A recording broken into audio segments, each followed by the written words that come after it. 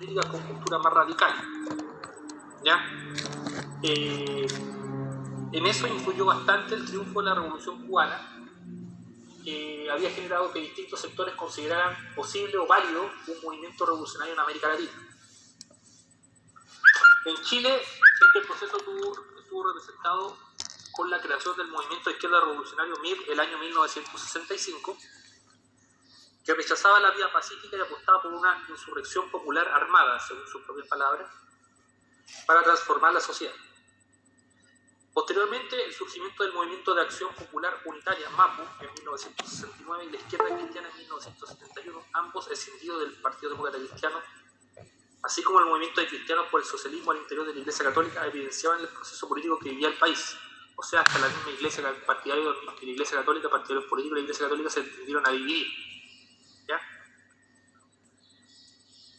En ese contexto, el conjunto, lo que evidencia el nivel de polarización tan alto que vivíamos en la época. En ese contexto, el conjunto de reforma impulsada por el gobierno de Allende creó una gran expectación en la población.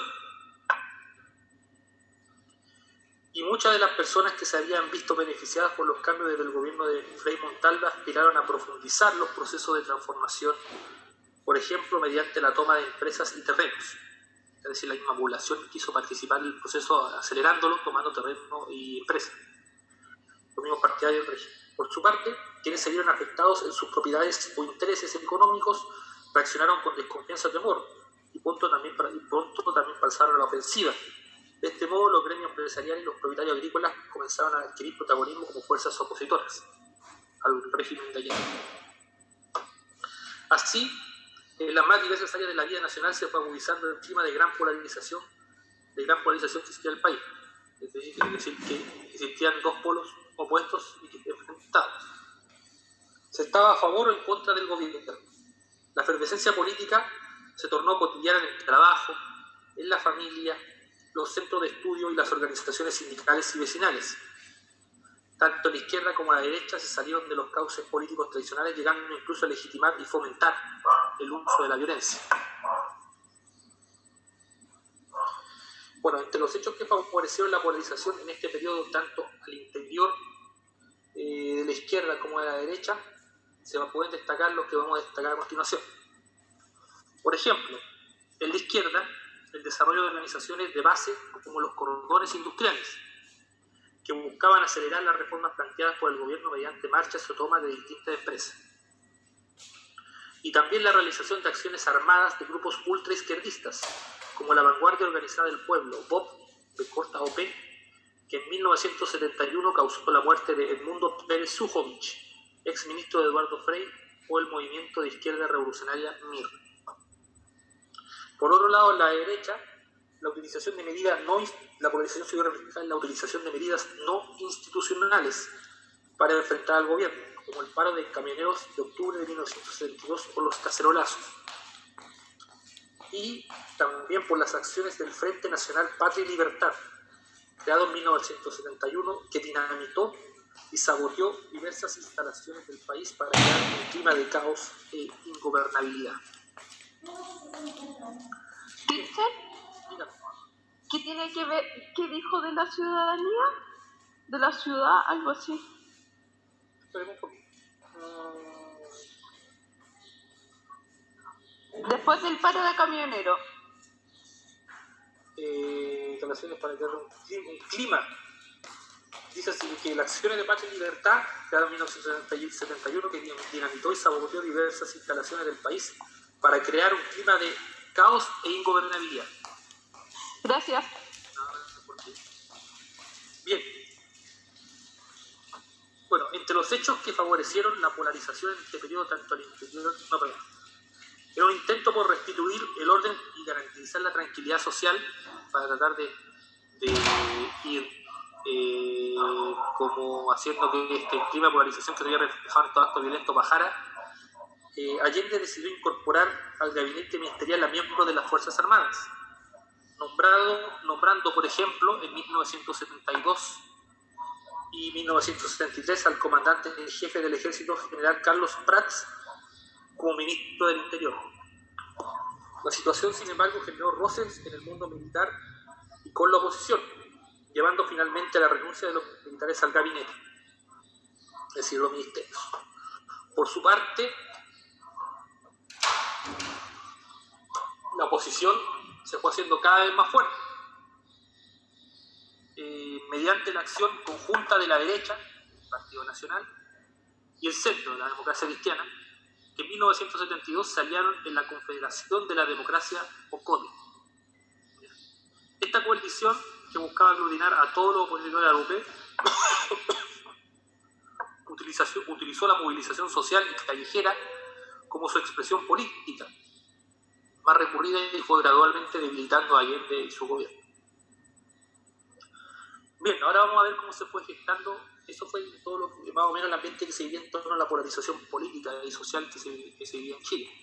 Pero ahora vamos a ver cómo ese clima de polarización social y política generó condiciones para la intervención militar, sumado a la crisis económica y el desabastecimiento que empezó a imperar en el país, que es lo que vamos a ver ahora. Bueno, uno de los principales precursores del programa económico aplicado durante la Unidad Popular fue Pedro Buscovich Bravo, ministro de Economía entre 1970 y 1972, quien buscaba lograr la transformación de la economía chilena desde el sistema capitalista a uno socialista, es decir, que transitara del sistema capitalista a un socialista. Su diagnóstico de la economía nacional consideraba lo siguiente. Él decía así, el diagnóstico, es decir, como la situación de la economía nacional según su punto de vista. En la mayor parte de los ámbitos económicos prevalecían monopolios de producción y comercialización de bienes, que imponían sus condiciones a los demás actores económicos y en particular a los consumidores. La economía chilena era dependiente del extranjero por el significativo papel que cumplían las exportaciones y por la propiedad foránea de las empresas y de la tecnología que permitía el desenvolvimiento económico. La distribución de la riqueza, según Buscovich, era muy desigual. El 10% más pobre de la población recibía un 1,5% de los ingresos del país, mientras que el 10% más rico concentraba un 40,2%. Frente a esto, con fines redistributivos, el entonces ministro de Economía pretendía llevar a cabo la estatización de áreas clave de la economía nacional mediante las siguientes medidas. 1. Nacionalización de la gran minería. 2. Aceleración de la reforma agraria. 3. Congelación de los precios de las mercancías. Y 4. Aumento de los salarios de todos los trabajadores. Con este fin se propuso la constitución del área de propiedad social, traspasando al Estado industrias estratégicas y la banca, es decir, los bancos. Así, entre 1970 y 1973 pasaron a control del Estado más de 370 empresas, alcanzando un 40% de la producción industrial del país.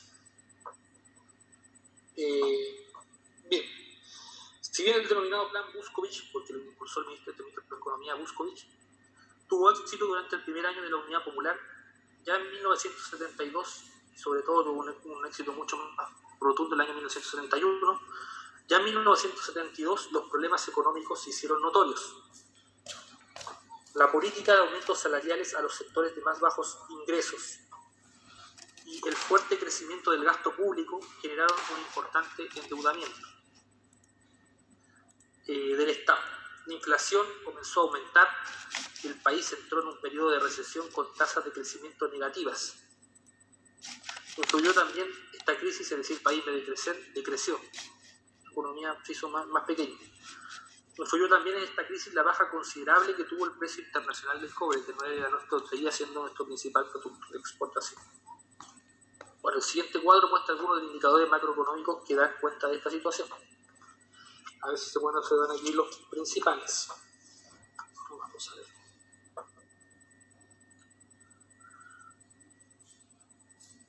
Bien.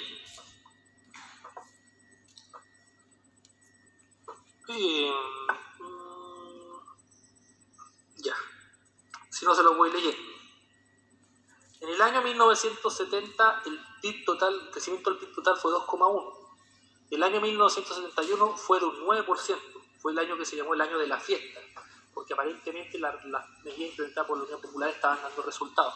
Pero al año siguiente, el año de la fiesta, ya teníamos un PIB total que en vez de crecer bajaba a un menos 1,2%. De la mano de eso también aumentaba notablemente la inflación, que en el año de la fiesta, que fue el año 1971, fue de un 22%, un dato que para la época era bajo, ¿ya? Ahora sería mucho, pero en esa época 22%. Pero al año siguiente la inflación subió al 260,5%. Y el año 1973 ya la economía decreció un menos 5,6%, ¿ya? Y la inflación llegó a un 605,1%, ¿ya? Y eso que el precio del cobre en relación a todos los años anteriores estuvo más alto, tuvo un 0,81%, pero aún así la crisis estaba tan desatada que eso no pudo revertir los datos generales.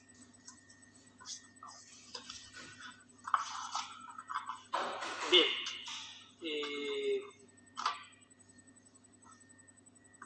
Bueno, todos esos factores contribuyeron a que el aparato productivo no fuera capaz de cubrir la demanda de bienes y servicios de la población, produciéndose el desabastecimiento de bienes de consumo esenciales. Aparecieron entonces las colas y las largas filas de personas que esperaban para acceder a algún bien disponible en el comercio. Y el mercado negro, en el que los productos eran vendidos muy por encima del precio fijado por el gobierno. Como solución, el Ministerio de Hacienda apoyó la creación de la Junta de Abastecimiento y Precios, o JAP, organizaciones vecinales destinadas a regularizar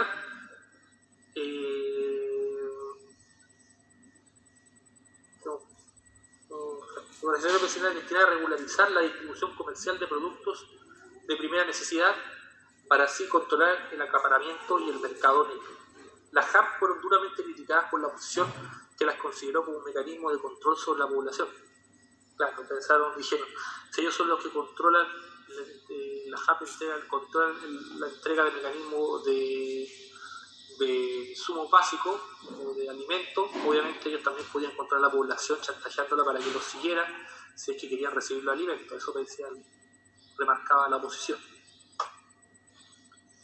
Bien, ahora vamos a leer un poco un testimonio del periodo del desabastecimiento. Dice así: el desabastecimiento.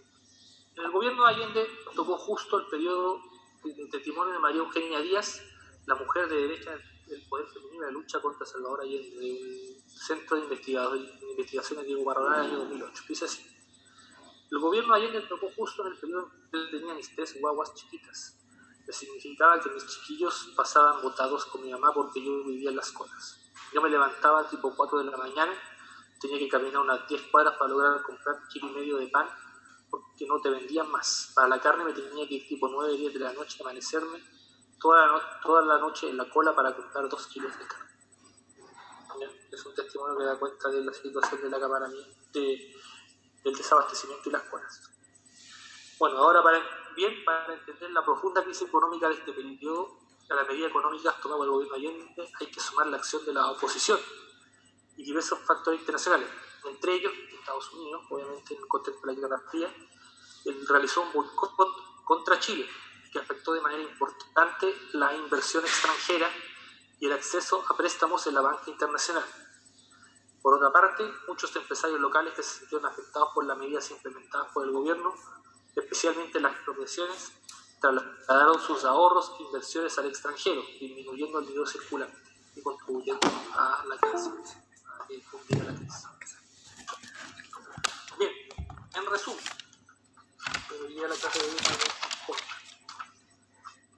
de desde 1960 en adelante se empezó a hacer mucho más notorio un proceso de polarización política. En ese proceso de polarización política tuvo una gran influencia externa a la Revolución Cubana, ya que validó como método el llegar al poder mediante la fuerza. Haciéndose eco de eso, hubo movimientos de izquierda como el movimiento revolucionario BIC o POP, la vanguardia obrera popular, que decidieron adaptar ese camino, e incluso eso generó que los partidos demócratas cristianos y los grupos cristianos políticos se dividieran, escindiéndose o formando sus propias agrupaciones, los grupos de izquierda que eran cercanos al catolicismo. En ese contexto también hubo obviamente una reacción de la contraparte que también el uso de la violencia y formó su propio grupo de choque, como por ejemplo el Movimiento Paz y Libertad. Ese gran clima de movilización hizo que la sociedad se dividiera entre quienes estaban a favor del gobierno y quienes no estaban a favor del gobierno, y se podía ver en todos los aspectos, como por ejemplo en la vida cotidiana de las personas, en las familias existía esa división. Para tratar de paliar esa división, el gobierno de Allende lo que hace es incorporar a los militares, como por ejemplo Carlos Prats, que es elegido para realizar las funciones de ministro del Interior. No obstante, esa decisión no pudo revertir la situación y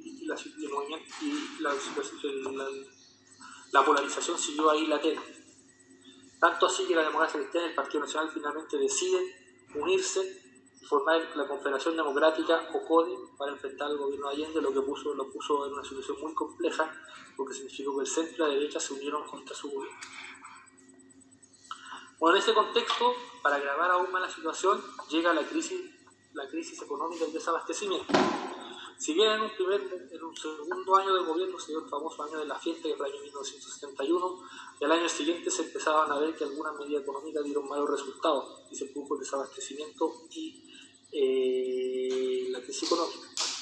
Y empezó a aumentar notoriamente la inflación, comenzaron a escasearse estos productos, lo que hizo que hacia el año 1973 esa situación fuese ya muy grave, justo el año previo a la intervención militar, alcanzando una inflación récord de 600,5%. A eso se sumó que hubo intervención extranjera, en este caso un boicot por parte del gobierno norteamericano, que agravó aún más la situación económica de nuestro país.